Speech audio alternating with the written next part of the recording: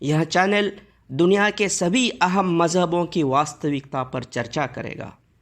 मानव दल संगठन, life saving वृत्तपत्र, साहित्य लेखन, इस तरह के सभी समाज प्रबोधन के प्रयासों से मैंने मानवता, सामाजिक एकता और राष्ट्रीय एकात्मता के लिए सदैव प्रयास किया है। दुनिया के सभी प्रमुख धर्मों के धर्म ग्रंथों पर आधारित मेरी किताब सिमिलैरिटीज़ बिटवीन होली बुक्स इसी दिशा में एक प्रयास है। जब जब मज़हब के नाम पर कोई हैवानियत परोसने लगता है, तब तब मैं उस धर्म के धर्म ग्रंथों को और बारीकी से पढ़ता हूँ, बार बार पढ़ता हूँ, कई बार पढ़ता हूँ और ढूंढने की कोशिश करता हूँ कि कहीं उस हैवानियत का प्रबोधन उस धर्म के धर्म ग्रंथ में तो नहीं। मगर इसका जवाब मुझे हमेशा ना में मिलता है। मज़हब तो प्यार, भाईचारा और इंसानियत सिखाने के लिए वजूद में आए। मज़हब हैवानों को इंसान बनाने वाला मार्ग है, तो फिर मज़हब का नाम ले लेकर इंसान से हैवान बनने वाले ये कौन लोग हैं? शांति के लिए वजूद में आए धर्म का नाम ले लेकर यह अशांति कौन फैला रहा है? दोस्तों, जब जब सुसाइड बेल्ट पहनकर किसी ने मस्जिद, मंदिर, चर्च, मार्केट प्लेस, भीड़ भाड़ वाले इलाके में खुद को उड़ाया, जिससे कई बेगुनाह मासूम मारे गए, तब तब मैंने कुरान को फिर से पढ़ा, बार बार पढ़ा, कई बार पढ़ा और जानना चाहा कि कहीं कोई आयत इस घिनौने कृत्य का समर्थन तो नहीं करती। मगर मैंने इसके उलट पाया कि कुरान तो ऐसे कृत्य को पूरे इंसानियत के कत्ल करने जैसा जघन्य अपराध मानता है। कुरान मजीद में सूरा अल-माइदा सूरा नंबर 5 आयत नंबर 32 में है, मन क़तल नफ्सन बिगैर नफ्सिन औ फसादिन फिल अर्दि फ़कअन्नमा क़तल अन्नास जमिया व मन अहयाहा फ़कअन्नमा अहया अन्नास जमिया। जिसने एक बेगुनाह का कत्ल किया उसने पूरे इंसानियत का कत्ल किया। जिसने एक बेगुनाह को बचाया उसने पूरे इंसानियत को बचाया। जब एक बेगुनाह के कत्ल को पूरे इंसानियत का कत्ल करने जैसा जघन्य अपराध कुरान मानता है, तो कई सारे बेगुनाहों का कत्ल करने वाले मुजरिम, आतंकवादी मुसलमान कैसे हो सकते हैं? इन मुजरिमों को इस्लाम से जोड़ने वाले भी उतने ही बड़े मुजरिम हैं।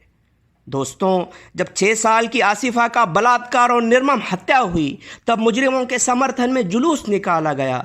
जब गुजरात में और अन्यत्र नरसंहार हुआ, मासूम बच्चों को जिंदा जलाया गया, अस्मतें लूटी गई, गर्भवती महिला के पेट को चीरकर उसके बच्चे को निकालकर टुकड़े टुकड़े करके आग में झोंका गया, और ऐसे घिनौने कृत्य करने वाला एक अपराधी बाबू बजरंगी कैमरा पर लाइव आकर इस निंदनीय अपराध को धर्म गौरव कहकर खुद पर गर्व करने लगा।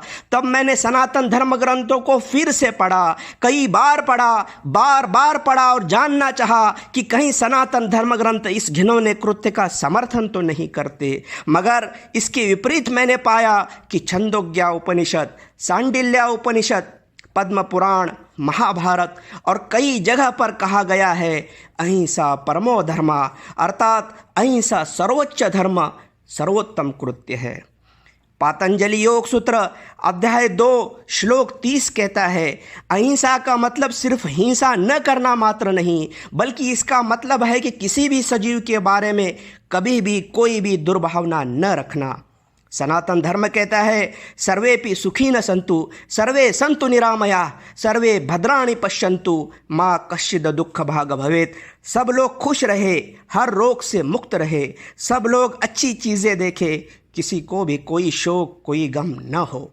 महाउपनिषद अध्याय 6 श्लोक 71-72 कहते हैं, अयम निजः परो वेति गणना लघु चेतसाम उदार चरितानाम तु वसुधैव कुटुंबकम। यह मेरा है, वह पराया है, ऐसा छोटी सोच के लोग करते हैं। उच्च चरित्र वाले लोग पूरे संसार को ही अपना परिवार मानते हैं।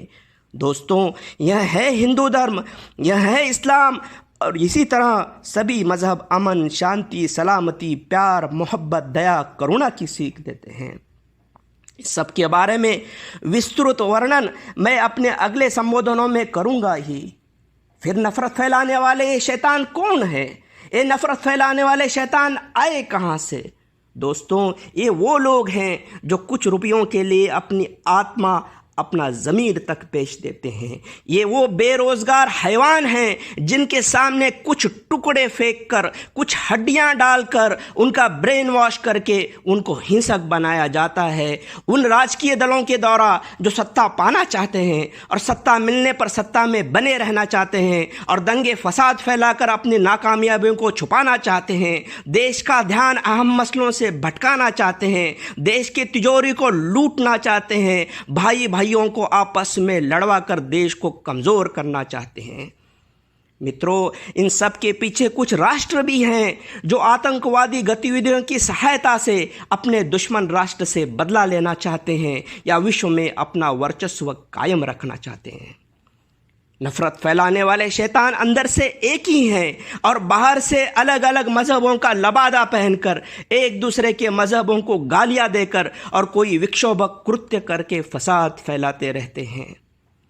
दुनिया में हो चुके सभी आतंकवादी घटनाओं की, दंगे और फसादों की अगर निष्पक्ष जांच हो तो भयानक चौंकाने वाले तथ्य सामने आ जाएंगे कि कैसे इनकी साजिश रची गई, जुर्म किसी और ने किया, इल्ज़ाम किसी और पे लगाया गया और सज़ा किसी और को दी गई। दोस्तों, धार्मिक होना अच्छी बात है। दो अति धार्मिक व्यक्ति गहरे दोस्त हो सकते हैं, जैसे पंडित राम प्रसाद बिस्मिल जो कट्टर हिंदू धर्म प्रचारक थे और अशफाकुल्ला खान जो कट्टर मुस्लिम धर्म प्रचारक थे, मगर दोनों की दोस्ती इतिहास के पन्नों पर स्वर्णिम अक्षरों में दर्ज है। उसी तरह सभी धर्म के पंडितों को गहरी दोस्ती में बंधना होगा और एक ही स्टेज पर आकर एक मुश्त होकर खड़े होकर, एक साथ खड़े होकर धर्म को बदनाम करने वाले नफरत के दलालों को धर्म से बहिष्कृत करना होगा। सभी धर्मों के मानने वाले भाई बहन और माताओं से मैं अपील करता हूं कि वो अपने अपने धर्मों का अभ्यास करें, ज़रूर अभ्यास करें और उनका मानवतावादी संदेश हर ओर पहुंचाए और दुनिया में अमन और शांति फैलाने में मदद करे। अमन और शांति जिसके मकसद से ये सब धर्म वजूद में आए। इसी अपील और इसी अपेक्षा के साथ मैं अपने संबोधन को पूर्ण विराम देता हूं। धन्यवाद।